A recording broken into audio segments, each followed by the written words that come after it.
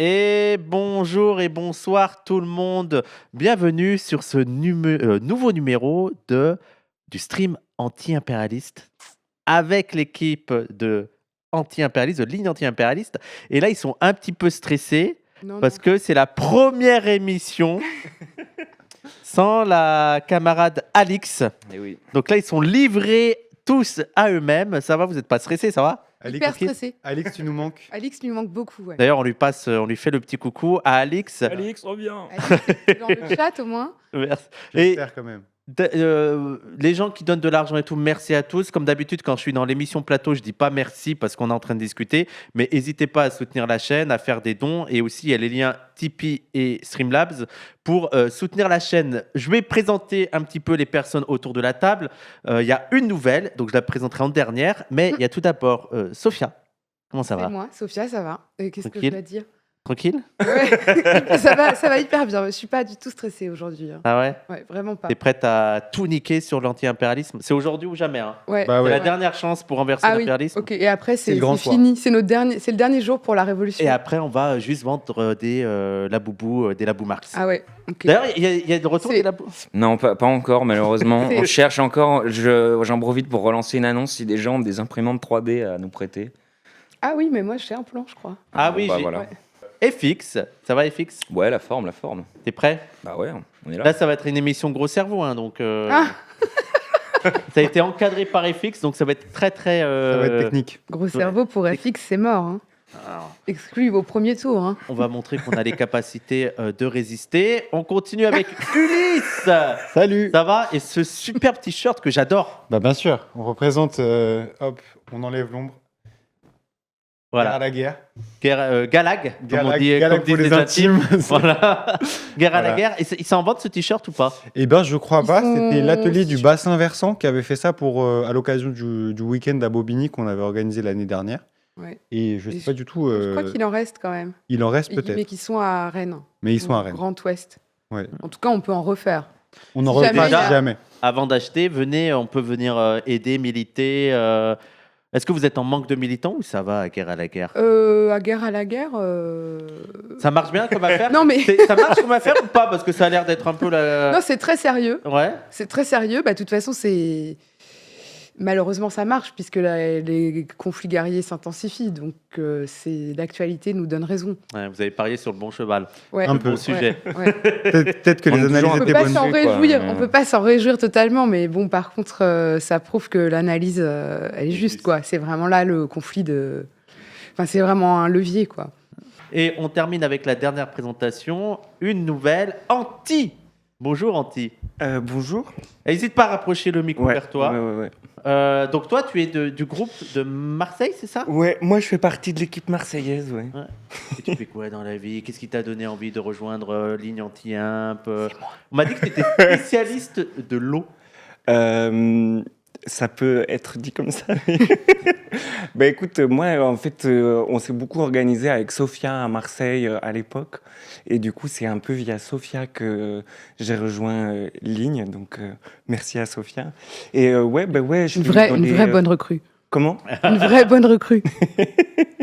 Et ouais, moi je viens plutôt des luttes de l'eau à la base, de différents réseaux autour de luttes de l'eau. Et puis plus récemment, on a commencé à Marseille tout un collectif qui s'appelle Le Nuage était sous nos pieds, qui s'organise contre les infrastructures du numérique et les data centers, les câbles sous-marins, etc. T'es anti-tech. C'est pas anti-tech, mais je pense que Technocritique. c'est ça le vrai mot. Je pense que c'est une approche, et je pense que l'anti-impérialisme donne beaucoup d'outils pour bien comprendre tous ces enjeux-là. Donc, je pense qu'une approche anti-impérialiste de la tech, Il y a quelqu'un qui a partagé il y a le quelqu'un lien. qui a partagé le lien de notre site web. Voilà, mais c'est un tout autre sujet, donc peut-être c'est pas Mais le... le titre est BG, hein. Moi j'aime beaucoup le titre, Le nuage était sous nos pieds. Pas Ouais. mal, pas mal. Il y a Alix qui nous passe le bonjour, merci beaucoup Alix.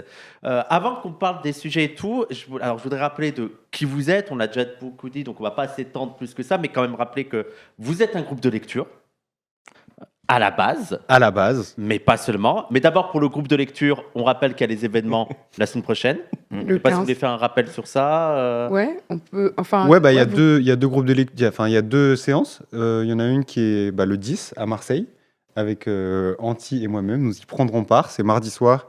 Et pour connaître le lieu, c'est Le Discord. sur le Discord. Et puis à Paris, c'est au Wrong Side. Au Wrong Side, dimanche prochain, dans une semaine pile, à 17h. C'est 12 avenue de la Porte de Montmartre. Et ça va être quoi le texte? Donc du coup, c'est un texte de Laleh Khalili qu'on a traduit en français pour l'occasion. Et je vais peut-être, on peut peut-être le dire, c'est vous l'avez traduit. Et c'est toi, Anti, qui l'avait proposé en plus, non? Ouais. Ouais. C'est lui qui l'avait proposé.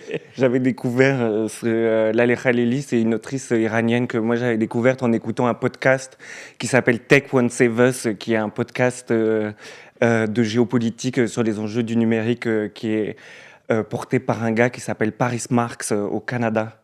Et Laleh Khalili, elle travaille beaucoup sur les questions d'impérialisme technologique. Et là, plus spécifiquement, c'est un bouquin qui s'appelle Extractive Capitalism, donc sur le capitalisme extractif. Et c'est toute une exploration un peu multicouche du monde de l'extraction du pétrole et avec plein de micro-histoires enchevêtrées les unes dans les autres, que ce soit des enjeux de micro-conflits jusqu'aux grands enjeux géopolitiques autour du pétrole et de l'extractivisme. Oui, parce que je rappelle, c'est aussi le cycle dans lequel vous êtes, de écologie, extractivisme. Voilà, c'est ça. En fait, on a fait un cycle vraiment sur le rapport entre les énergies fossiles et l'impérialisme. Et donc, on a commencé par un texte de Malm la dernière fois qui portait sur la question du charbon. Et de la destruction de la Palestine, voilà. Et donc du coup là, le livre antisémite, le fameux livre, voilà. Exactement. Celui-là. Où il y a le terme judéocène. Et oui, ça s'est avéré. C'est même le titre. C'est le titre. Judéocène, The Movie. D'ailleurs, ils vont bientôt sortir ça à la fabrique, mais on en parle un peu après.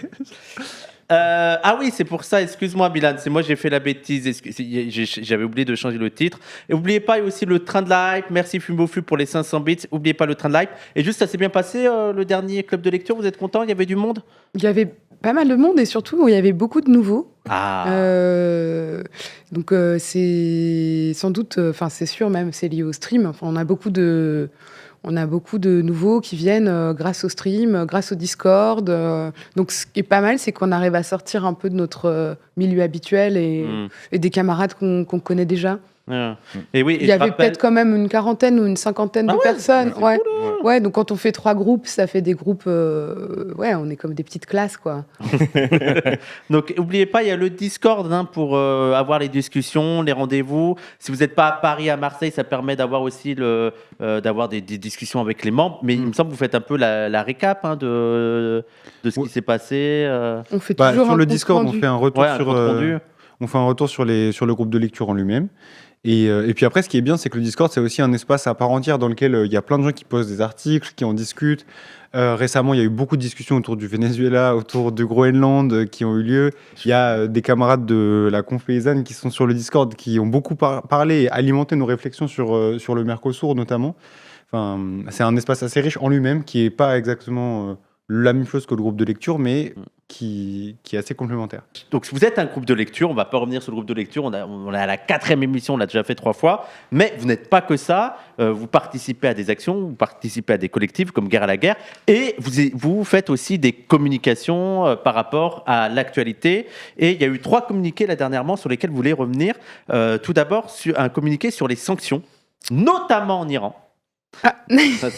Notamment en Iran, mais plus largement sur les sanctions généralement des pays du Nord sur des pays du Sud. Est-ce que vous voulez nous dire c'est-à-dire que ce communiqué, effectivement, on l'a écrit suite au moment de l'actualité en Iran, actualité sanglante et tragique. Et c'est vrai c'est un texte d'ailleurs qui a été un peu critiqué, parce que nous, on a fait le choix de parler, de se dire qu'en fait, ce serait très compliqué de penser la composition du mouvement, la composition sociale du mouvement. Et et qu'en revanche, ce qu'on voulait, c'était déplacer le niveau de responsabilité et remettre le niveau de responsabilisation autour des puissances impérialistes et particulièrement la puissance impérialiste dans laquelle nous on vit.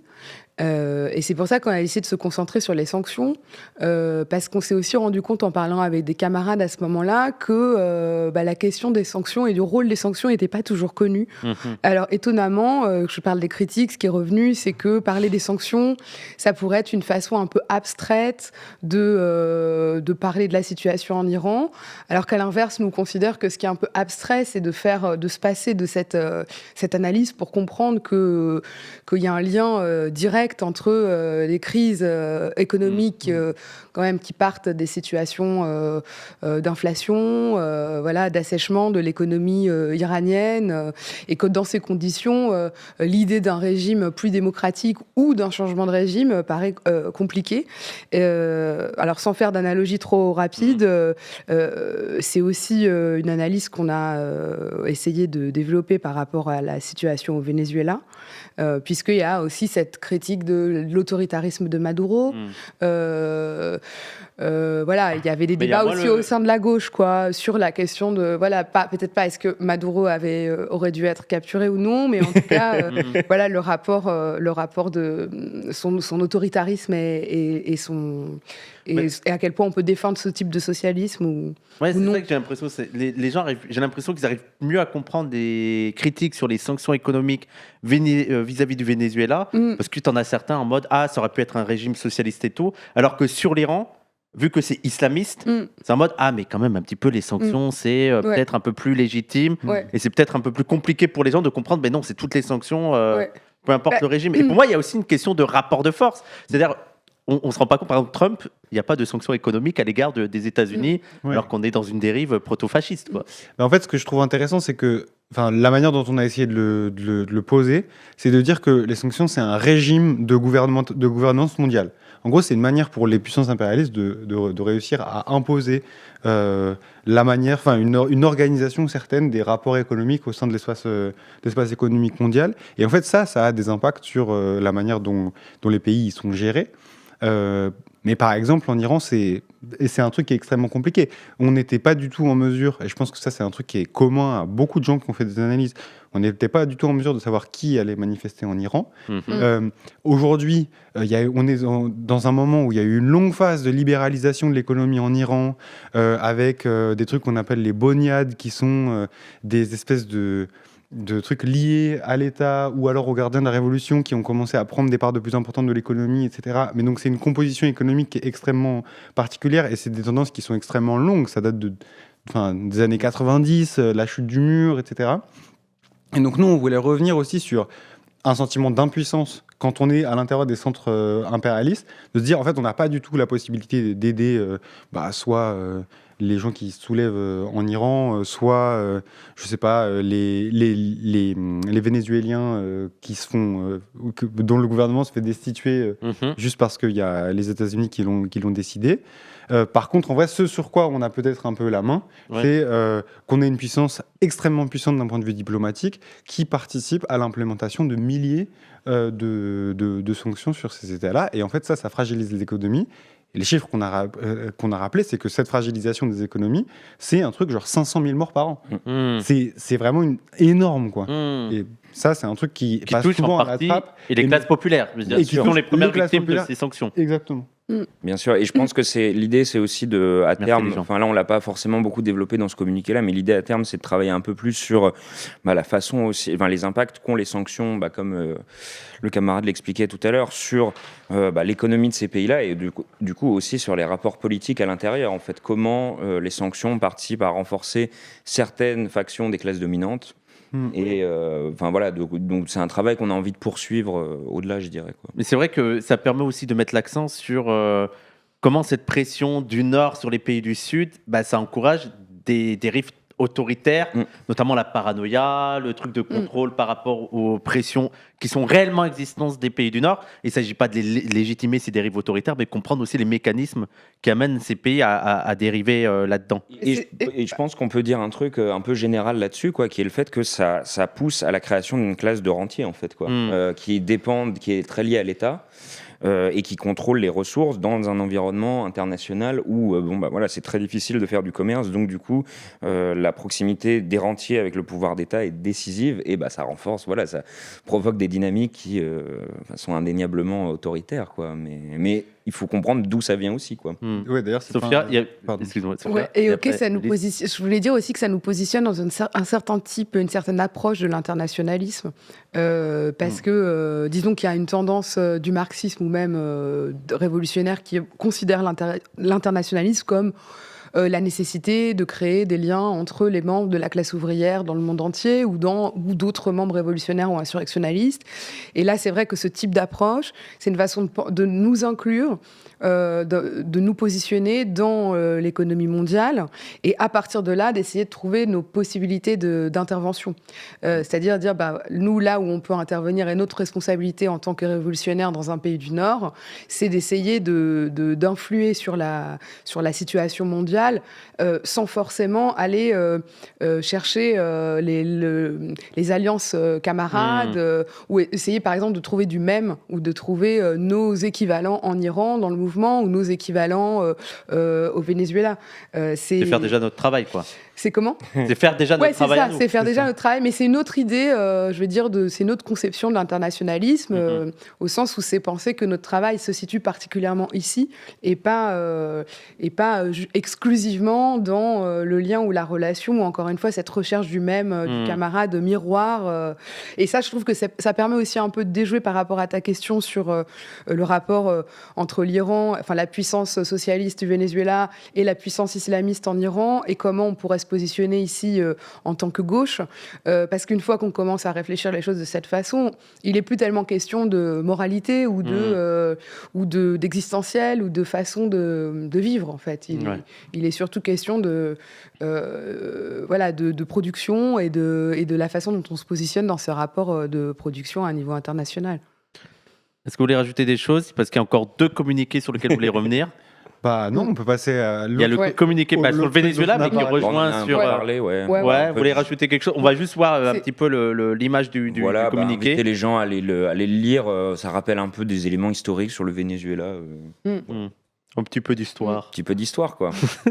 Et puis ça appelait aussi à se mobiliser. Ça, c'est un point un petit peu plus politique. Ça appelait, à la fin du communiqué, on appelait à se mobiliser, et puis surtout à se mobiliser ensemble, à la fois pour le Venezuela, afin d'essayer de trouver une plateforme commune de mobilisation contre l'impérialisme, à la fois pour le Venezuela, mais aussi pour la Palestine. Parce qu'en fait, la semaine qui a suivi la capture de Maduro, on s'est retrouvé quand même dans une situation avec des collectifs à Paris qui ont appelé à une manif pour le Venezuela d'un côté, mais qui n'ont pas voulu appeler à une manif commune avec la Palestine. Donc il y avait eu le samedi, c'était un peu délirant comme ça, mais comme le samedi, il y a eu un rassemblement pour le Venezuela, puis le dimanche pour la Palestine. Et ça a été extrêmement difficile au sein des cadres d'interorganisation de faire entendre la voix d'une mobilisation anti-impérialiste qui permettrait quand même de massifier, notamment parce qu'il y a une partie de la gauche qui littéralement le dit comme ça, ne voit pas le rapport entre le Venezuela et la Palestine. Il y a des latinos d'un côté, les arabes de l'autre, il n'y a aucun rapport. Et en parlant, ils sont rien à voir. Rien à voir, voilà. Et donc ça, c'est toujours d'actualité. Pas la même ère culturelle. Voilà. Et donc le communiqué, on l'avait écrit une semaine après la capture, mais en fait, c'est toujours d'actualité. C'est-à-dire qu'on cherche toujours à pousser quand même cette ligne-là au sein des mobilisations différentes contre l'impérialisme, c'est-à-dire construire une mobilisation fédératrice, telle que le font quand même pas mal d'autres camarades à Paris et en France, mais en tout cas, on pense que c'est dans cette direction qu'il faut aller. Et à Marseille. Et à Marseille. Ah oui, à Paris et en France et par exemple ailleurs. Non, parce que Marseille, c'est pas la France. Ah oui. C'est le nord de l'Algérie. C'est le pape qui a dit ça.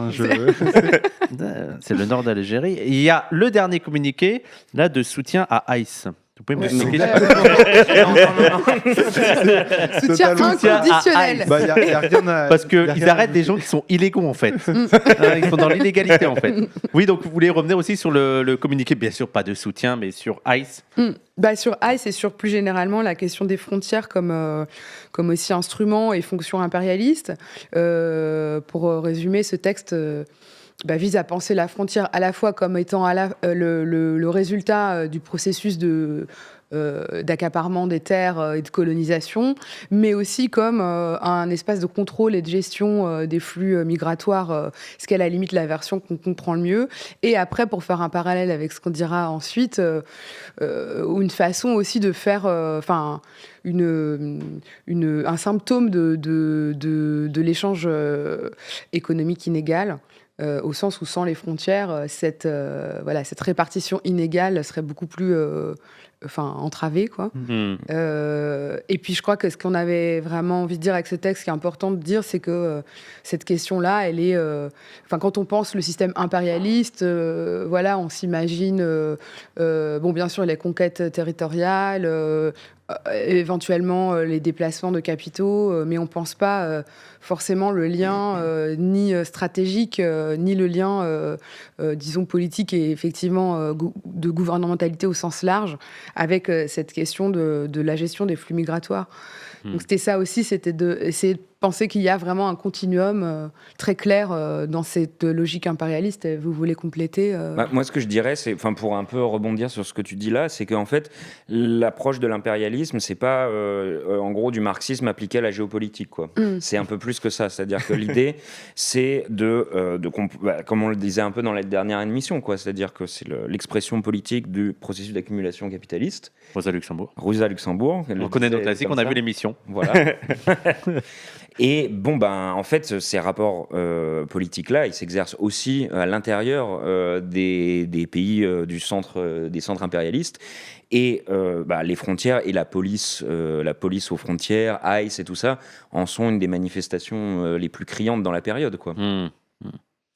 Et rappelez que là, on a une expression radicale et extrêmement violente aux États-Unis, mais c'est pas spécifique aux États-Unis. On pourrait parler du cas européen et tout, de Frontex, de tous ces mécanismes-là qui existent aussi en dehors des États-Unis. Eh bien, écoutez, on a fini avec les annonces, on a fini avec l'introduction. On va maintenant sur le gros sujet, le gros cerveau, les gens.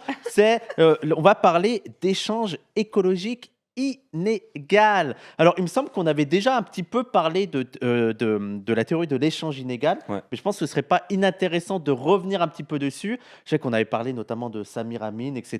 J'ai l'impression que ça fait 10 streams, notamment avec Benjamin Burbomer, qu'on dit il faudra faire un numéro sur Samir Amin, mais j'ai l'impression que tout le monde a un peu peur de s'y coller. C'est parce qu'il avait beaucoup écrit, Samir Amin, en fait. Donc, il faut lire des quantités de trucs qui sont en plus pas faciles à trouver souvent. J'ai lu, mais je sais plus lequel j'ai lu, mais faut s'accrocher. Faut s'accrocher. Mais c'est un peu le pire texte qu'on a lu depuis le début pour moi. Ah ouais. Le pire. Non, c'était évidemment un des apports les plus intéressants, mais aussi difficile, celui de l'année dernière. Seuls les vrais étaient à la séance du groupe de lecture à Marseille, qui était mythique. On était peu nombreux. C'est-à-dire on s'est vraiment arraché les cheveux pendant 2 heures. Mais ça a donné une super fiche, d'ailleurs, qui pourrait être communiquée sur le Discord. Il faudrait que je la poste, un de ces 4. Sur Samir Amin ? Sur Samir Amin et le concept d'échange économique inégal. Et donc, c'est pour ça que vous allez commencer. C'est quoi l'échange inégal ? Merci, Bolpismut. N'hésitez pas à vous abonner. D'ailleurs, j'en profite, vu on va parler un petit peu de théorie. On va commencer sur la première partie. Sur YouTube, n'hésitez pas à liker, commenter, partager. Il y a aussi le lien en description, le lien Tipeee, le lien Streamlabs. N'hésitez pas à donner de l'argent pour qu'on puisse continuer ce genre d'émission et nous opposer à l'échange inégal que le groupe va nous présenter. Ouais. Moi, je trouve qu'il y a une façon qui est il y avait plein de débats évidemment sur l'échange inégal. Donc là, moi, ce que je vais vous raconter, c'est un peu la version de Samir Amin, quoi. D'accord. Déjà. Mais en gros, vous voyez tout à l'heure, là, on parlait des frontières et de comment les frontières permettent l'exploitation à l'échelle mondiale. En fait, l'échange inégal, ça parle un peu de ça, en fait. C'est-à-dire que ça part d'un état de fait, quoi, qu'on peut très bien constater dans le monde, c'est qu'il y a un marché mondial des marchandises. Ça, on est d'accord. C'est-à-dire que il y a un prix mondial du pétrole, quoi, par exemple. Il y a un prix mondial du café, il y a un prix mondial de plein de marchandises, quoi. Par contre, il n'y a pas un marché mondial du travail. Ça n'existe pas, parce qu'il y a des frontières, il y a des lois, il y a des législations sur le travail dans différents endroits. Et surtout, les travailleurs, travailleuses ne peuvent pas se déplacer comme ils veulent. C'est-à-dire qu'ils ne peuvent pas aller chercher un meilleur prix, un meilleur salaire comme ils le souhaitent dans un autre pays. Il n'y a pas la libre circulation des travailleurs. Voilà, il n'y a pas la libre circulation des travailleurs, exactement. Et donc, en fait, l'échange inégal, il prend part dans cette situation-là, où, du coup, différentes quantités de travail qui vont être payées différemment, vont être comme intégrés dans un même prix mondial. Donc, par exemple, je sais pas, il y a des gens en Angola qui travaillent dans des industries pour extraire du pétrole, et des gens qui travaillent en Norvège dans des industries extractives de pétrole. Ils produisent la même marchandise, du pétrole, qui est vendu au même prix mondial. C'est le Brent, le baril, quoi, enfin le prix mondial du baril. Mais pourtant, ils sont pas payés le même salaire. Donc du coup, il y a une partie de leur travail qui est pour le travailleur angolais là dans l'exemple que je donne, qui est transféré directement aux capitalistes. Il y a un plus grand vol de leur travail. Et donc c'est ce qu'on appelle la surexploitation, ce phénomène-là. Oui, les travailleurs du Nord sont exploités, ceux du Sud sont surexploités.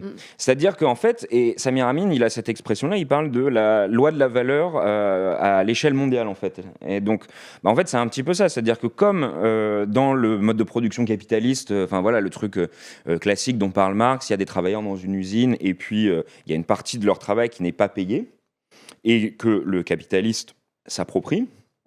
Là, c'est exactement pareil. Sauf que cette loi de la valeur, cette captation des profits, elle se réalise à l'échelle mondiale. Voilà, en gros, c'est ça l'échange inégal. C'est quand même plus simple quand c'est toi qui expliques quand on lit Samir Amin. Il a fallu faire des développements très compliqués pour aller là-dedans. Et puis surtout, c'est pas. En fait, il y a plein de trucs qui font que c'est compliqué à démontrer, en fait, ce truc. Alors ça, il faut rentrer dans des détails là-dessus, mais en gros, peut-être que comment dire.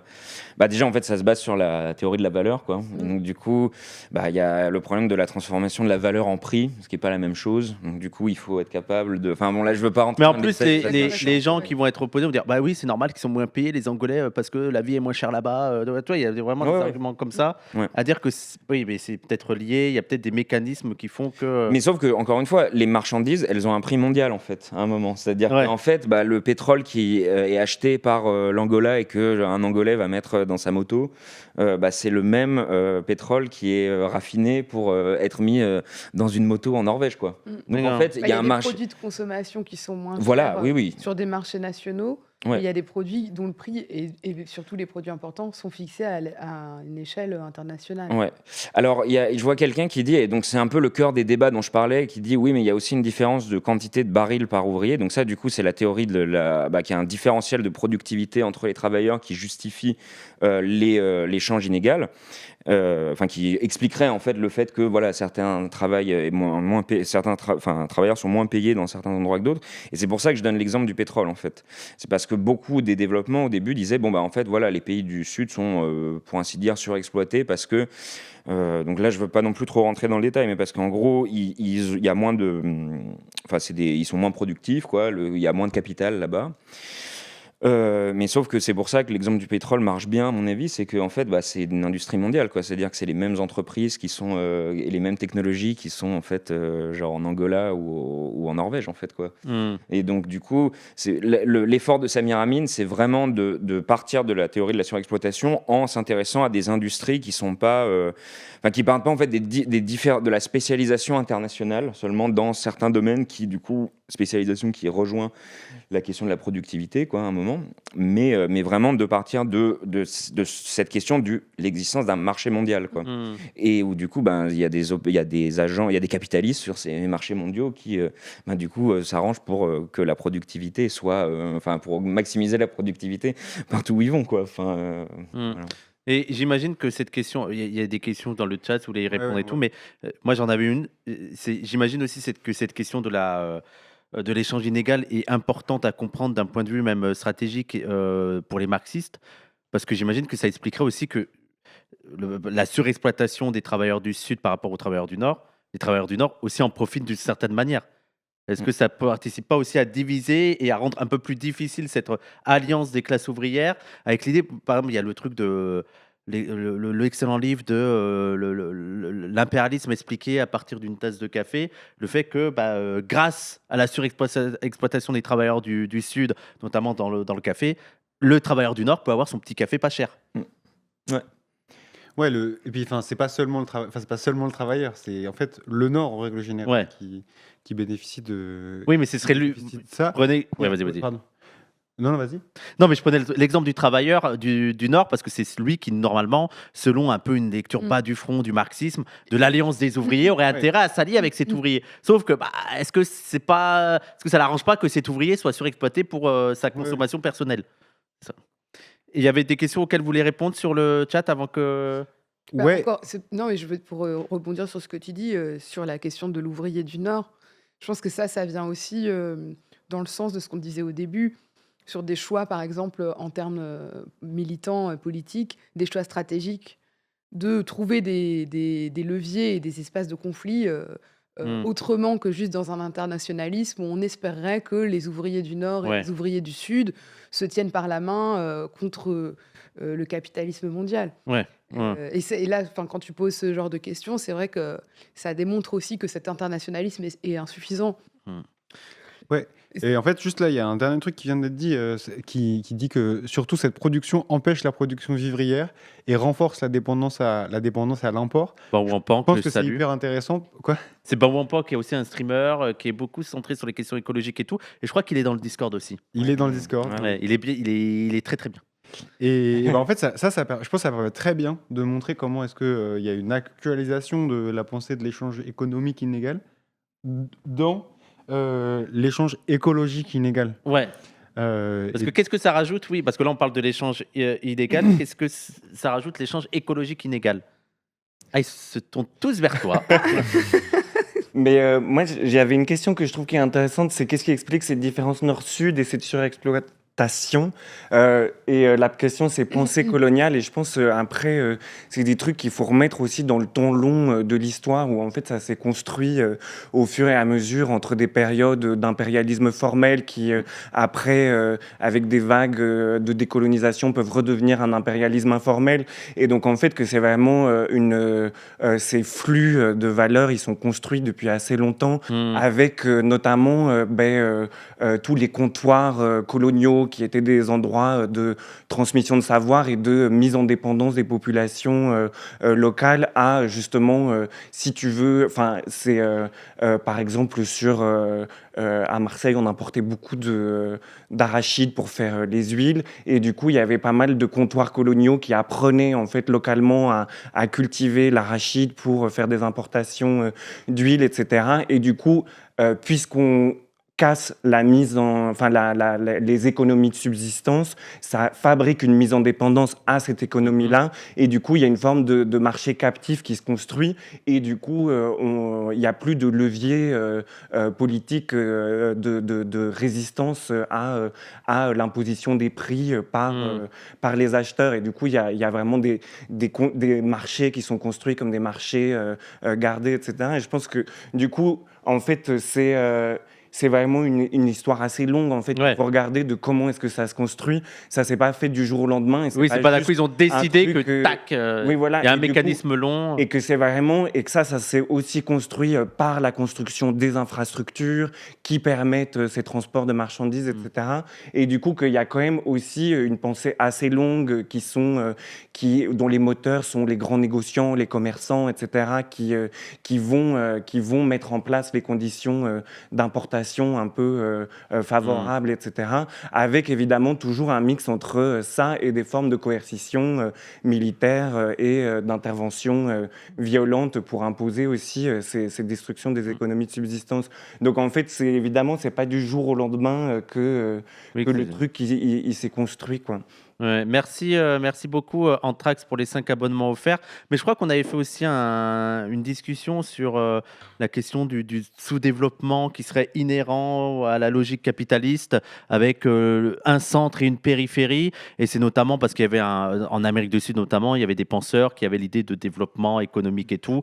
Et d'autres sont venus en mode non. Ce ne sera pas possible. Dans quel capitalisme, il y a toujours besoin d'une périphérie qui sera sous-développée avec des travailleurs bon marché et un centre qui va exploiter, qui va recueillir toutes les richesses. Bah, et je pense que ce qu'il faut dire sur ça, c'est qu'en fait, bon, bah, comme tu le disais très bien, quoi, il y a plusieurs phases de l'impérialisme, formel, informel, et qu'en fait, bon, bah, l'impérialisme formel a quand même permis une accumulation considérable de capital dans les centres impérialistes, et que, et que ça, c'était déjà arrivé en fait au moment des décolonisations, quoi.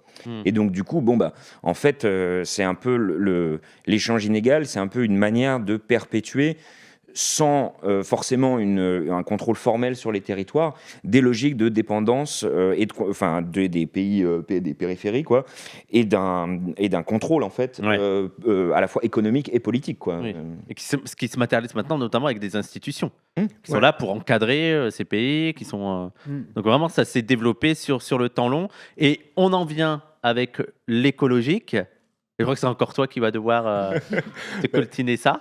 Bah, si vous voulez, après, je pense que moi, je suis pas la personne qui est la plus pointue en termes conceptuels, mais enfin, en tout cas sur ces sujets-là.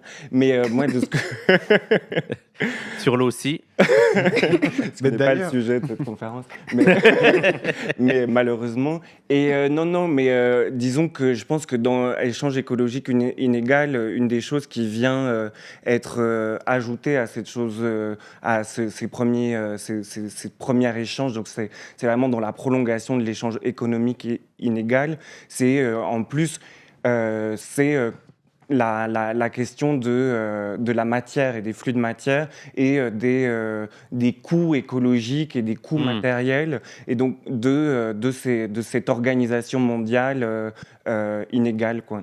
Et du coup, je trouve qu'un exemple qui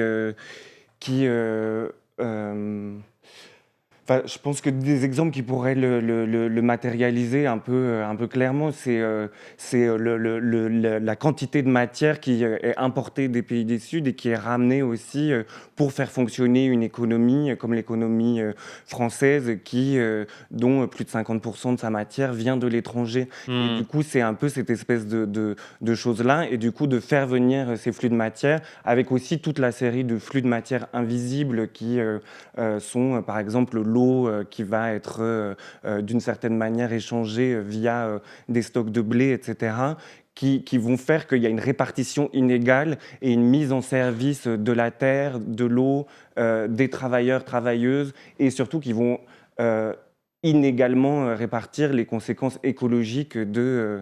Oui. Bah, pour rebondir sur ça, est-ce que un des exemples de ça, d'illustration de ça, c'est pas.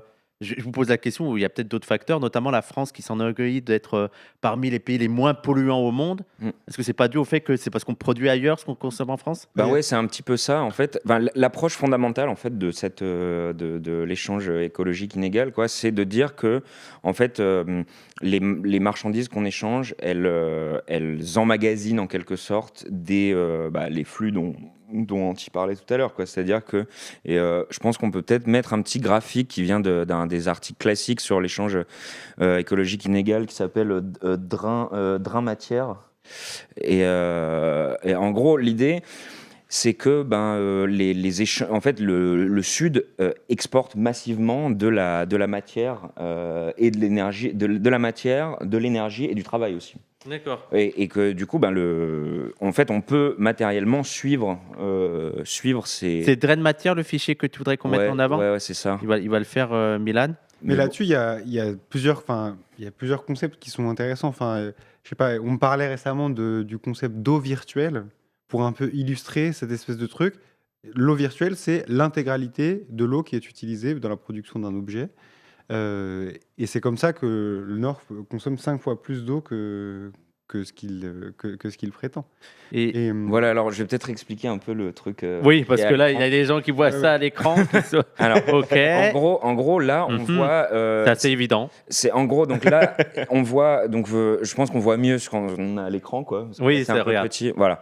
Donc, en gros, bon bah là, vous avez 4 graphiques. Donc là, en haut, c'est c'est toutes les matières premières, quoi. La terre, comprise dans les marchandises, l'énergie et le travail. Ok. Et donc, en fait, là, on regarde du point de vue du Sud, ces échanges-là. Les petites barres qu'on voit en haut, c'est donc en chacune en unité particulière, donc en gigatonnes de matières premières, Ouais. en hectares, en joules pour l'énergie, et puis en heures, en équivalent par personne année travaillée. Bon, ça, c'est un peu bizarre, mais voilà. Et donc, en gros, les barres un peu gris clair, là, que vous voyez en haut, c'est Ouais. ce qui est importé par le Sud. Donc, Ok. si on prend tous les pays du Sud global, il y a donc du coup, donc là vous voyez de 90 à 2015, bon il y a en gros entre 1 et entre 1 et moins de 4 tonnes gigatonnes pardon de matières premières qui sont importées par le Sud dans le Sud global. Par contre, la barre plus grise, plus sombre que vous voyez en dessous, c'est ce qui est exporté D'accord. depuis le Sud Ok. vers le Nord. Ok. Et donc du coup, bon bah vous voyez, Oui, vous voyez- il y a une sorte d'inégalité, j'ai l'impression. voilà. Voilà. Donc du coup, c'est-à-dire que bon bah si on essaie, enfin voilà, donc c'est en ça que effectivement on peut dire qu'il y a un échange écologique inégal dans le sens où le Sud exporte beaucoup plus de travail, de terres emmagasinées dans les marchandises, d'énergie emmagasinée dans ces marchandises et de matières premières, d'équivalent matières premières que le Nord, quoi. Pour vous donner une idée en termes simplement de territoire, en 2015, le Nord consomme 2 fois l'Inde, importe l'équivalent de 2 fois l'Inde en termes d'hectares Ah ouais. qui permettent à produire, par exemple pour l'agriculture ou pour d'autres trucs. Enfin, c'est vraiment des quantités qu'on n'arrive même pas à imaginer. Si on prenait que ce que le Nord consomme et tire du Sud, ce serait suffisamment d'énergie pour donner des transports publics, des téléphones, un système de santé performant et donc un niveau de vie relativement OK à l'intégralité du Sud global. C'est vraiment des quantités qui sont, Hmm. comme le dit Bamwenpan, juste absurdes. Oh. Et on a vu on a parlé juste avant de comment ça peut impacter les relations de classe entre le Nord et le Sud. Mais est-ce que ça change quelque chose aussi dans les rapports de classe dans la périphérie, cette inégalité? Est-ce que ça a un impact sur ces rapports de classe? Bah, je pense que ça fait écho, ça fait écho à ce que Fix disait tout à l'heure quand il parlait des sanctions. Enfin, c'est aussi des choses qui favorisent les gens qui contrôlent ces flux de matière et la production de ces matières dans le Sud qui vont être incorporées dans le Nord. Et donc pardon, ça favorise ça favorise des économies qui sont des économies rentières aussi. C'est-à-dire qu'on va être dans des trucs où si tu tiens la ressource qui est extraite du pays dans lequel tu es pour l'envoyer dans le Nord, bah, ça te donne un pouvoir politique qui est énorme parce qu'en fait, tu deviens celui qui contrôle l'apport, la croissance économique dans ton pays ou des éléments comme ça. Et il y a donc on a parlé un petit peu de ça et vous en aviez déjà parlé de l'échange écologique inégal et vous aviez parlé de colonialisme atmosphérique. Vraiment, les concepts woke, tout est colonial, même l'atmosphère. Est-ce que vous pouvez nous expliquer plus en détail ce que c'est le colonialisme atmosphérique? Alors, le colonialisme atmosphérique... Avant que Bamwenpan le fasse. Ouais, c'est ça. Donc, le colonialisme atmosphérique, c'est un truc qui joue avec l'échange économique inégal, mais c'est plutôt une question, pour le coup, d'accaparement. C'est considéré que l'atmosphère, c'est comme un espace dans lequel... Bamwenpan, tu peux continuer à parler de Jason Nickel, le GOAT, qui est effectivement celui dont on tire l'essentiel de les graphiques viennent d'un de ces articles, bien sûr. C'est vrai? Oui, bah oui. C'est un peu le grand expert de ça, quoi. D'accord. Mais Bamwenpan est Nickel, en fait. En fait, c'est ça. Voilà, c'est lui qui est là. Et donc le colonialisme atmosphérique, c'est le fait de dire... Alors, on rigole sur c'est Alix qui a dit quelle est la différence avec le djihadisme d'atmosphère. Bah, en vrai... mais non, mais c'est l'idée que donc... Le Nord, en colonisant et en produisant surtout beaucoup plus de gaz à effet de serre, a pris la place qu'il y avait disponible dans l'atmosphère pour réussir à vivre sans trop augmenter la température sur Terre et vivre de manière à peu près OK sur la Terre. Et le colonialisme d'atmosphère, pas d'atmosphère, mais le colonialisme atmosphérique, c'est justement cette idée que là, c'est plus possible pour les pays du Sud de se développer normalement. Parce qu'en fait, la quantité d'air disponible, finalement, a été intégralement prise par les pays du Nord. Et donc, en fait, quand tu dis, Alix, quelle différence avec le djihadisme d'atmosphère? Moi, je pense que ça veut dire que Tu veux vraiment répondre à ça? Ouais, parce que... Non, mais parce qu'en fait, ça signifie qu'il y a vraiment une potentialité révolutionnaire au fait de dire il faut que les pays du Nord lâchent leur partie de l'atmosphère. Et donc dire que l'un des objectifs d'une justice internationale, c'est la reprise non pas de terre, mais la reprise de l'air, c'est-à-dire le fait d'imposer une décroissance aux pays du Nord pour permettre aux pays du Sud de se développer davantage. Et en fait, ça passe par une forme de rétablissement de l'échange inégal en fait, de l'atmosphère disponible entre le Nord et le Sud. Une bonne définition du djihad, finalement. Bah... On n'en dira pas plus. Est-ce que parfois on a l'impression que c'est un peu abstrait. Comment c'est possible cet échange? Est-ce qu'il y a des infrastructures qui permettent ça? Est-ce que vous avez des exemples de ça? Je pense que Anti, tu pourras en parler parce que Laleh Khalili, elle parle énormément de ces questions-là. Merci. Bonne introduction. Oui, je pense que c'est l'occasion peut-être de dire aussi un tout petit peu plus sur le texte de Laleh Khalili qu'on va lire mardi à Marseille et dimanche à Paris. Et effectivement, c'est un des vecteurs principaux aussi de ces échanges écologiques inégaux, c'est le transport de marchandises par voie maritime, où l'écrasante majorité des flux de marchandises passent par voie maritime. Et donc ça aussi, c'est une histoire assez longue de la construction de la possibilité de se... Te laisse pas déconcentrer. C'est ça qui est compliqué avec le chat. Hein. Ouais. Et du coup, c'est sûr que cet échange écologique inégal, il se construit aussi par des rapports de force à tous les endroits pour réussir à construire le bon port, d'avoir les bons quais, et donc c'est toutes les trajectoires aussi des grandes compagnies maritimes qui vont assurer le transport. C'est l'invention d'outils techniques comme le container, le porte-container. C'est les instances de normalisation qui vont faire que on va avoir la même unité, le même standard à échelle internationale, qui fait que chaque grand port doit avoir les systèmes de grue qui rendent possible le transport de containers, etc. Avec à chaque niveau une volonté d'essayer de contrôler les travailleurs qui travaillent dans ces points-là. Parce que le container, c'est une manière à la fois d'accélérer le flux de marchandises, mais à la fois de diminuer le pouvoir de blocage des dockers et de transformer la vie portuaire, etc. Et donc on voit en fait que c'est plein de petits enchevêtrements, de plein d'organisations locales qui ponctuellement vont toutes rendre possible ces choses-là avec des instances de normalisation internationale, avec des micro-rapports de force dans chaque port, dans chaque ville, etc.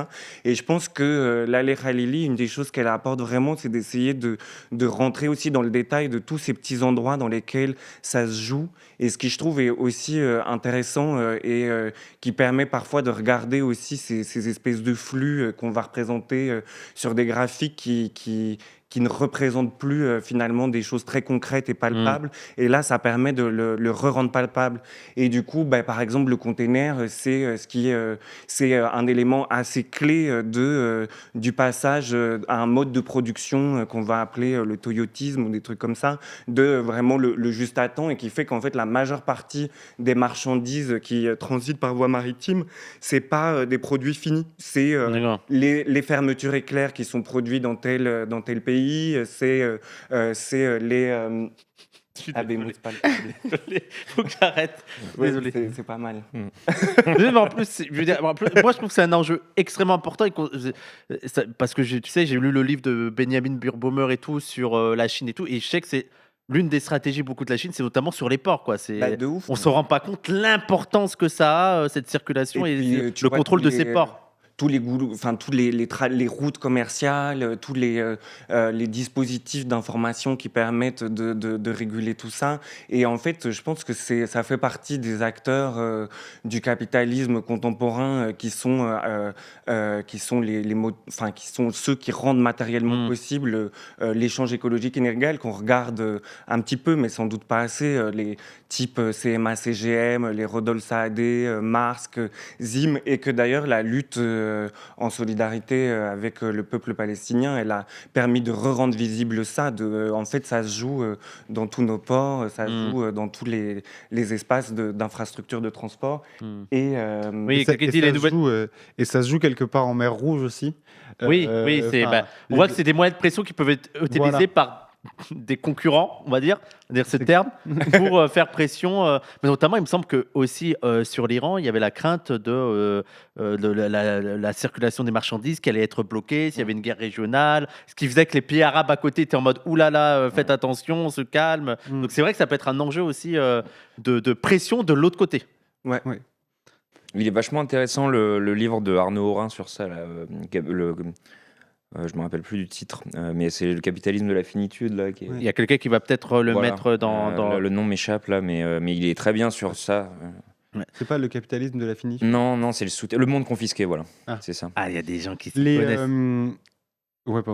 Peut-être la question d'après. Il y avait beaucoup de gens qui demandaient, qui posaient la question sur le Mercosur, et pour eux, c'était l'excellente illustration de ça. Est-ce que pour vous, c'est vraiment le cas ? Juste avant, il y a un autre truc qui illustrait beaucoup ça, c'était la question des métaux, des terres rares, qui en fait, c'est une bonne transition vers le Mercosur parce que ça a aussi été quelque chose qui a beaucoup joué dans les négociations avec l'Amérique du Sud. On sait que l'Amérique du Sud est un gros producteur de lithium. Au Brésil, il y a un paquet de terres rares. Et surtout de cuivre. Et surtout le Chili, en fait, c'est ça que j'allais dire, c'est le pays. Le pays du Chili, oui. Le Chili, ils produisent du délicieux chili con carne, ça c'est sûr. Mais l'Argentine et le Chili produisent énormément de cuivre, et donc ça a joué et ça a été moteur. Von der Leyen est allée en Amérique du Sud pour leur dire donnez-nous des métaux pas chers qu'on va pouvoir justement dans un truc d'échange économique inégal incorporer. Et on sait que par exemple les Allemands et notamment l'industrie allemande qui a besoin de ces matières premières, vont bénéficier aussi et ont été extrêmement accord avec le Mercosur pour cette raison. Et l'autre truc qui est central dans l'accord avec le Mercosur, dans cette idée d'échange écologique inégal, c'est la question de l'agriculture. Je pense qu'on peut montrer le graphique AgriFood qui illustre plutôt bien ça. Ça travaille, vous avez des graphiques, vous avez des... Non, mais il y en a juste un qu'on a fait nous-mêmes. Mais ah ouais, vous avez fait un... Ouais. On va le voir là dans cette émission. Tout à l'heure, ouais. Ah là, vous avez fait un graphique vous-même.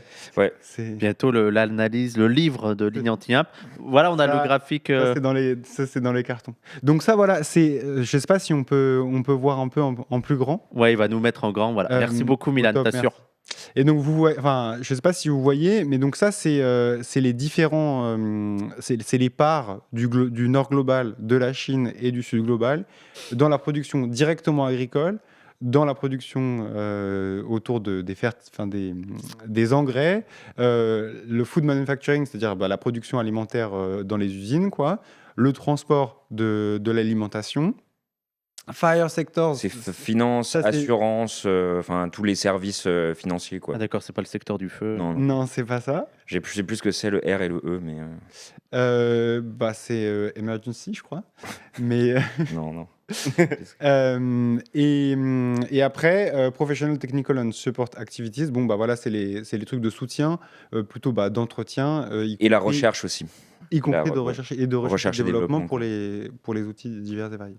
Et donc, en fait, ce qu'on voit, c'est qu'aujourd'hui, au niveau mondial, ça va être de plus en plus le Sud global qui va assurer la production agricole Ouais. et, au contraire, le Nord qui va s'accaparer certaines tâches qui ont à voir avec la production agricole et la production alimentaire, mais qui ne sont pas la production en elle-même. Et Oui. donc là, typiquement, le Mercosur va être un peu une illustration de ça, dans la mesure où il va progressivement permettre de continuer de concentrer ces activités, notamment celle FIRE, qui c'est aussi, je crois que le R c'est peut-être pour Real Estate, enfin le RE c'est Ah pour oui, Real c'est ça, Estate, ça veut dire donc c'est juste l'achat de terre, quoi. C'est-à-dire des choses qui n'ont pas nécessairement vocation à être dans un endroit où on produit vraiment de l'alimentation. Et c'est ça qui se passe avec le Mercosur, en fait. C'est une tendance lourde où, en fait, auparavant, dans les années 90, c'était 50% de la production agricole mondiale qui était dans le sud. Aujourd'hui, c'est 80%. C'est-à-dire qu'il y a vraiment un déséquilibre progressif où on va délocaliser progressivement la production agricole dans le sud et la production alimentaire dans le sud. Et effectivement, après ça, c'est d'autres enjeux. Donc, ce qui s'est passé récemment, c'est donc les accords entre le Mercosur et l'Europe. Peut-être on peut faire un tout petit retour historique sur ce qui s'est passé. Ouais. Et puis après, développer un peu tous les enjeux auxquels ça touche, notamment pour l'agriculture. Et je pense que on pourra en discuter tout le monde. Mais juste voilà, c'est un truc qui a commencé en 99. Toujours rappeler les dimensions longues les tendances lourdes de la tendance à la libéralisation et au libre-échange, qui sont assez illustrées par le fait que le truc a pris quand même 25 ans. En 2019, il a fini par être finalisé, en 2024 par être validé. Et là, le 17 janvier, il y a eu une signature entre von der Leyen et au Paraguay, qui était censé lancer en fait l'accord entre le Mercosur et l'Europe. Attention, Macron avait dit non. Mais voilà, alors Macron a dit Attention. non. Il a dit non. Bon, ça s'est quand même fait. Macron a dit non, ça veut dire qu'il y a aussi des normes, enfin des clauses qui ont été incorporées, notamment en termes de variation des prix, de quantité de prix, enfin de quantité de nourriture ou de produits qui vont être importés du Mercosur, qui pouvaient être éventuellement des clauses suspensives. Mais pour l'instant, ce qui se passe, c'est qu'il y a 92% des droits de douane qui vont entre le Mercosur et l'espace européen, qui vont être purement et simplement supprimés. Donc c'est quand même une rupture énorme. Et pour l'instant, il y a eu juste une suspension le 21 janvier, parce qu'il y a eu un vote du Parlement européen qui disait on va faire une enquête sur la validité de cet accord. Mais attends, ça fait 25 ans. En fait, c'est pour ça que c'est considéré aussi comme une victoire pour les puissances qui luttent contre le Mercosur. C'est qu'ils ont dû et donc, freiner un petit peu. Voilà, c'est une manière de freiner, et ça a été notamment beaucoup aidé par les mobilisations des agriculteurs autour de cette question. Donc le Mercosur, c'est ça. Et c'est donc ce qui illustre le fait que, voilà, on va, comme le dit si bien Rorotour City, on va aller exporter 56 000 tonnes de produits interdits dans l'usage de l'agriculture en Amérique du Sud, pour pouvoir racheter ces produits-là. Alors, donc ça servirait plus à rien, ces interdictions, puisqu'on consommerait ces produits-là. Voilà. Juste, c'est pas les agriculteurs français qui. Voilà, typiquement d'ailleurs, les luttes contre les pesticides aujourd'hui en France, elles revendiquent une des revendications, c'est le fait d'exporter les pesticides interdits. Parce qu'en fait, ça n'a pas de sens. C'est aussi une manière en fait de renforcer certaines productions agro-industrielles dans le sud. Parce qu'en fait, ça va être des trucs qui vont pouvoir être utilisés dans d'autres endroits pour produire sur des modes qui sont interdits en France. Et en fait, déséquilibrer encore plus l'échange entre le nord et le sud. Et peut-être que spécifiquement sur l'agriculture, toi, tu as discuté avec des camarades qui t'ont un peu coaché. Bah, en tout cas, sur la question des clauses miroirs, c'est sûr que là, une des questions qui se pose, C'est quoi une clause les miroir? clauses miroirs, ce serait de donner un certain nombre de normes qui rendraient les produits importés compatibles avec la législation européenne, etc. Et du coup, évidemment, la grande question, c'est qui peut contrôler ça et qui peut Ouais. vérifier ça. Euh, et effectivement, moi, j'ai eu un très long coup de fil avec un camarade de la conf paysanne Lozère qui m'a un peu raconté un peu tout ce truc-là. Et je pense qu'un des trucs qu'il a aussi, sur lequel il a insisté, et je pense que c'est intéressant de le redire, c'est qu'effectivement, et tu l'as déjà dit, mais c'est que dans le Mercosur, ça ne concerne pas du tout que des produits agricoles et que, en fait, c'est peut-être aussi un problème que ce soit que les agriculteurs qui se mobilisent sur ces questions-là et que, en fait, un des moteurs importants, c'est le pouvoir, le, la volonté de pouvoir. Pardon, j'ai du mal à pas regarder le. Ah, c'est perturbant. Hein. Mais en tout cas, c'est le pouvoir de pouvoir exporter les voitures allemandes, etc. Enfin que, en tout cas, l'Allemagne est très volontaire dans la volonté de mettre en place cet accord et du coup, ça dit aussi d'autres enjeux de la géopolitique interne à l'Europe qui se rejouent à travers ce projet de Mercosur. Et effectivement, je pense que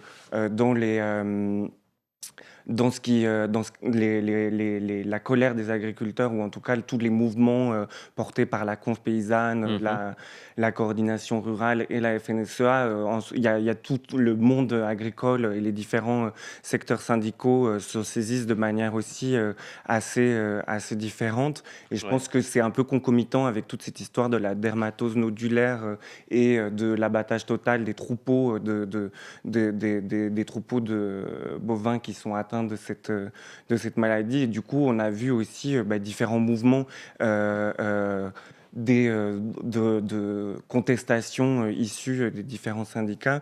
Et je pense qu'une des spécificités de la conf paysanne, c'est qu'ils sont membres de la Via Campesina, qui est un vrai projet internationaliste et qui du coup refuse aussi cet accord, mais peut-être à l'inverse de la coordination rurale qui le refuse plutôt dans une posture souverainiste, les Français d'abord, etc. La conf paysanne le porte aussi dans une ambition internationaliste et du coup c'est dans tout cette espèce de... Ça change la perspective, quoi. Ça change complètement la perspective et du coup en lien avec le mouvement Sans Terre au Brésil et d'autres... J'aime bien parce qu'il y a Roro Tour City qui contrôle un peu, comme c'est bien, continue. Non mais, parce qu'il a rappelé. Oui, mais c'est quelqu'un de la conf. C'est quelqu'un de la conf. C'est un camarade de la conf qui est sur le Discord et tout, à qui on passe le salut d'ailleurs. Franchement, c'est trop bien les discussions qu'on a. Et sur la FNSEA, mais je pense que tu peux le redire aussi dans le chat si tu veux, mais il y a Parce qu'il dit, alors pour YouTube, il est en train de dire il faut différencier Rousseau, le boss, et la base. Et je pense que de manière générale, il y a MIF 934 qui a aussi dit on a nos producteurs de voitures, d'avions et de vins qui sont chauds pour le Mercosur, les plus gros. Il y a même en fait, ça crée, le Mercosur, ça crée des fractures au sein, y compris des capitalistes européens, en fait, ou même de l'agriculture française. Les gens qui ont des vignes sont très heureux, et même, ou des grosses marques, Moët & Chandon, par exemple, ou des trucs comme ça, ils sont très contents d'avoir un abaissement des droits de douane pour l'Amérique du Sud. Parce qu'en fait, eux, ils vont pouvoir continuer de vendre des produits et les vendre à des prix qui vont être plus concurrentiels.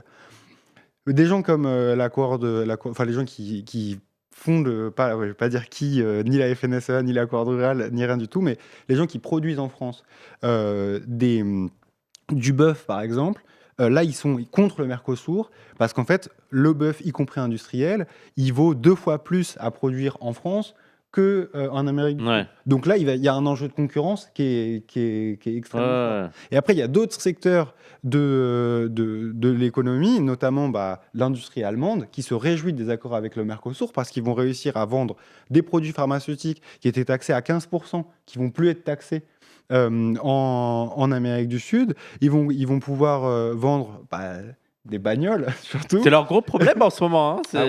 On en reparlera un peu tout à l'heure. Oui, mais avec la Chine et tout, là, ils ont plus de...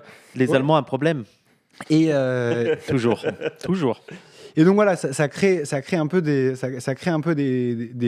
fractures. Je pense qu'il y a un vrai truc à apporter en France. L'Allemagne et l'Argentine, une grande histoire. Bah ouais. Il y a un vrai truc à apporter en France autour du fait de montrer aussi qu'aujourd'hui, ce qui fragilise et le monde agricole aussi, c'est la construction d'une agriculture qui est destinée à l'exportation et qui est plus destinée à la consommation en France. En fait, quand tu te situes, comme disait Fix tout à l'heure, sur un marché qui est international, en fait, tu es beaucoup plus fragilisé par ce genre d'échange, alors que quand tu es situé sur un marché qui va être national et aussi protégé, par exemple avec des prix minimum d'entrée, Roto Tour City, et ben en fait, tu vas pouvoir beaucoup mieux défendre une agriculture qui va permettre la consommation dans ton propre pays. Et ça, c'est un lien extrêmement fort avec le truc dont on avait parlé la dernière fois que j'étais venu, c'est-à-dire le délinking. Le délinking. La déconnexion, et c'est pour ça que j'avais déjà un peu embêté tout le monde en disant non, mais il faut parler de l'agriculture quand on parle de délinking, c'est un des premiers trucs dont il est question. En fait, là, typiquement, on voit bien qu'en fait, le linking, si je peux me permettre, avec le Mercosur, il va désavantager une partie de la classe, des classes ouvrières ou agricoles en Europe. Je pense que typiquement, tu es un ouvrier allemand, tu vois le Mercosur, plutôt tu es content. Si tu travailles à Rheinmetall, tu es un agriculteur français, vous avez bien vu ce qu'ils ont fait, quoi. Je crois que j'ai eu un gros don, je ne sais pas c'est combien, tu pourras me dire, Milan, mais apparemment j'ai eu un gros don. Vous avez vu combien on a eu le chat? Parce que j'ai eu le truc de... Mais excuse-moi, je t'ai coupé, il y a eu une alerte, et je reconnais, c'est quand j'ai un gros don. Vive l'argent, de toute façon. Est-ce que le problème, c'est pas le capitalisme? Faire en sorte que la question du territoire ne soit pas juste réac conservateur de Bambouampan. Vous êtes d'accord avec ça? Bah ouais, c'est clair, mais je trouve justement, faudra peut-être reparler des prix minimums d'entrée, parce que dont de la conf parlait là tout à l'heure, et que tu évoquais, parce que j'ai l'impression que voilà, il y a tout un enjeu à comment on peut penser des politiques qui permettent justement de pas être Il m'énerve. Excuse-moi. 50 000, 100 000, 250 000. Voilà. Est-ce que vous voulez rajouter des trucs sur le Mercosur? Est-ce qu'il y a encore des choses à rajouter? Dire qu'il faut soutenir, qu'en fait, comme souvent, il faut soutenir les agriculteurs en essayant de montrer qu'il y a des propositions positives pour essayer de donner des règles plus favorables aux agriculteurs à l'intérieur de l'échange, ce qui permettra, et typiquement la Conf paysanne, elle propose aussi ça, elle est pour des aides à la transition écologique. Des aides, pas les Algériens, des aides. Oui, c'est ça, des aides power, ça c'est pour ces gens, mais bon, bref.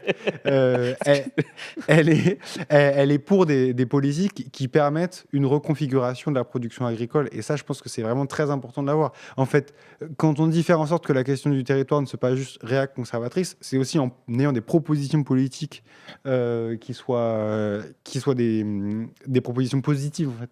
Et la Conf paysanne, là-dessus, il faut vraiment les porter, parce qu'ils réussissent à avoir ça tout en étant liés avec des vrais mouvements anti-impérialistes comme la Via Campesina. Et alors, pour finir sur ça, sur le sujet, on passe à la deuxième partie. Là, on a vu que, on va dire des années 90 aux années 2020, il y avait un peu l'idée de capitalisme vert. Il y avait l'idée que les États seraient inquiets par la catastrophe climatique. On sait que c'était totalement hypocrite.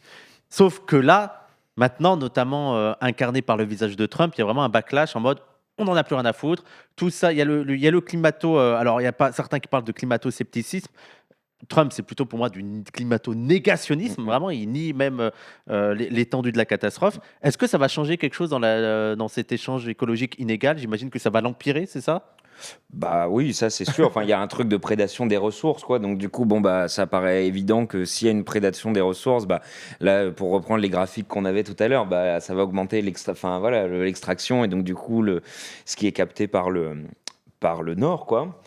mais aussi tout ce paradigme-là du capitalisme vert dont tu parlais, en fait, il repose sur d'autres matières, quoi, en fait. Enfin, c'est pas, je veux dire, le capital. Marx il dit que c'est un rapport social, c'est absolument vrai, mais à un moment, il se manifeste aussi concrètement par du capital fixe, ce qu'on peut appeler du capital fixe, c'est-à-dire des machines, des bâtiments qu'il faut accumuler, quoi. Et donc, du coup, c'est un petit peu l'idée, c'est un peu de dire que chaque nouvelle phase du capitalisme déplace un peu le type de matière et d'énergie qui est impliquée dans cette accumulation. Et tout à l'heure, on parlait des terres rares dans le cadre de l'accord du Mercosur et tout ça. Et je pense que le cuivre, là-dedans, joue un rôle fondamental parce que, là, j'ai pas mis les graphiques pour ça, mais donc je vous demande de me croire sur parole. Sur parole, jure Wallah. Jure sur Marx. Et il n'y a pas le petit livre rouge à côté de Ah, il est là-bas, mince. Et donc du coup, mais en gros, dans à peu près tous les scénarios énergétiques, que ce soit dans le cadre d'une décarbonation sérieuse, quoi, une décarbonation moyenne ou juste business as usual, quoi. En fait, la consommation de cuivre, elle va exploser, quoi. Enfin, on dit même que là, dans la prochaine décennie, il y aura plus de cuivre miné, extrait que dans toute l'histoire de l'humanité. Ah oui, d'accord. Mais pourquoi ça va être quoi l'utilité du cuivre? En fait, dès que tu fais de l'électricité, il faut du cuivre. Ok. Donc du coup, pour construire les nouvelles grilles électriques, genre les smart grids et tout ça, qui genre optimisent la distribution, il faut plein de cuivre. Et puis pour l'industrie de l'armement, il faut beaucoup de cuivre aussi, quoi. Il y a toute une ouais, effectivement, et à Nassir pour les amateurs de mèmes mésopotamiens. C'est très spécifique, hein. Ouais, Ok. et de cuivre aussi, Et mais de j'aime cuivre, beaucoup ça. c'est un des premiers textes jamais Ouais. écrits qu'on a trouvé. Ouais. D'accord. Et en fait, c'est un type qui a fait une arnaque sur la qualité du cuivre, quoi. D'accord, ok, je Premier connais pas du texte, tout. qui nous reste de l'humanité, quoi. Voilà. Ok. Est-ce qu'il y a des points rajoutés sur...